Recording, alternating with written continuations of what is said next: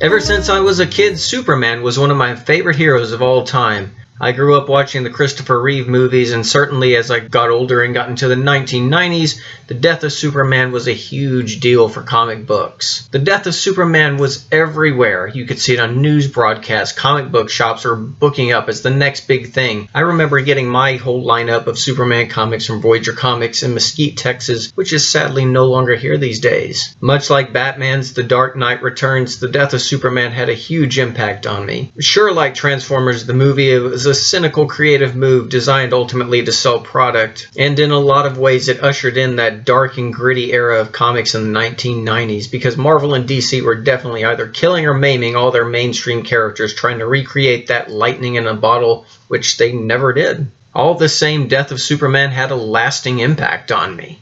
What happens when a hero that is truly good and basically unstoppable dies? They've approached the death of Superman storyline both in Superman Doomsday from 2007 and, of course, Batman v Superman. The less said about that, the better. But this was a Superman that they were devoting 2 entire movies to, not trying to cram the whole thing into one epic movie, which, for the long run, I think is a great idea. And what we got from it was the death of Superman. There are, of course, a few changes in this adaptation. You have cell phones and social media and everything else that comes with it. And the costume designs are based off the new 52 look, which I've never been a fan of. But I can understand why they're doing it, because they're trying to establish continuity in these animated films. And overall, that works and I get it. There are a few changes and there are a few shortcuts in telling the entirety of Death of Superman. And overall, I feel that they got the themes and the tone of the story. Superman does what he does best. He stops crime. He provides a beacon of hope for the citizens of Metropolis. He's always there whenever you need him. This is not the Zack Snyder version where he's grim, gritty, and murdery all the time. This is someone who actually cares about the citizens of Metropolis, wants to do a good job, and also wants to retain a semblance of a normal life outside of that. In this continuity, unlike the comic book version, he hasn't had a long-standing relationship with Lois Lane yet, although at the beginning of the story, at least Lois and Clark are dating. However, she doesn't realize that Clark and Superman are one and the same. Regardless, an asteroid that is carrying the body of Doomsday crashes to Earth and lands in the ocean this time.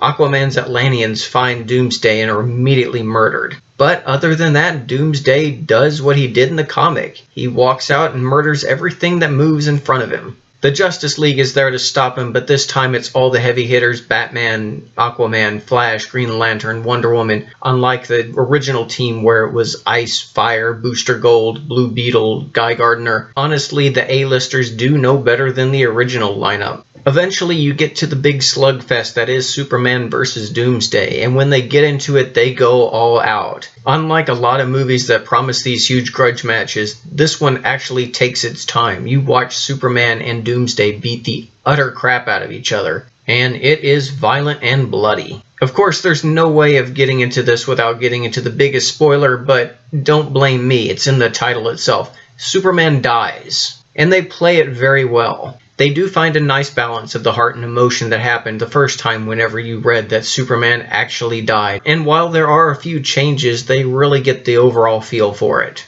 And there's some nice dialogue between Superman and Lois. When Superman has to rescue Lois's helicopter, they do a nice little inversion of dialogue from the original 1978 Superman movie. I didn't really think about it at first, and then when it hit me, as a Superman fan, I loved it. And they do resolve the dual identity conflict with Lois as well in the film at the prodding of the Justice League. It works well, and I'm glad that they did, because it would have minimized the final scenes. Overall, the voice cast is great. I do admittedly miss Clancy Brown as Lex Luthor. I felt that he was a definitive version of the animated voice, but you just can't have everything. And I like the fact that they're keeping the voice cast consistent throughout all these DC animated films. One of the biggest problems in terms of story with the death of Superman, however, is the fact that this death is not permanent. Not that I'd want it to be permanent, but it also takes all the anticipation and all the feelings that they do manage to generate with the death of Superman. The final scenes of the film basically gloss over the events of Funeral for a Friend. And if you're even at all familiar with the Superman storyline, you know that 4 mysterious strangers come together, each one claiming the title of the true Superman, and of course the final series is finding out which one, if any, are actually Superman.